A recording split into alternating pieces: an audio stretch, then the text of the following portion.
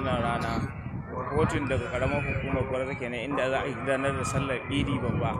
Allah mun gode ma. Yanzu haka a masallacin idi na karamar hukumar Gwarzo wanda za a hau sallar idi kimanin karfe 9 daidai na safe.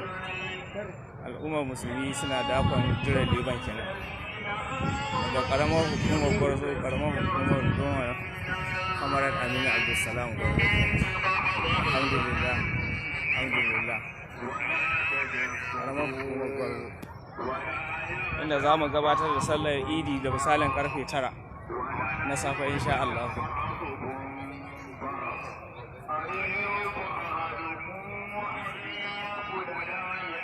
Kai tsaye kenan daga karamar hukumar Gwarzo babban masallacin idi wanda ke kan hanyar zango, wanda insha Allah za a gabatar da sallar idi da misalin karfe 9 na safen nan insha Allah. Allah ya maimaita mana, Allah ya maimaita mana, Allah ya karbi ibadan mu ya maimaita mana, Allah ya karbi ibadan mu ya maimaita mana. Alhamdulillah, alhamdulillah, alhamdulillah, alhamdulillah. Allah ya maimaita mana, Allah ya maimaita mana insha Allah.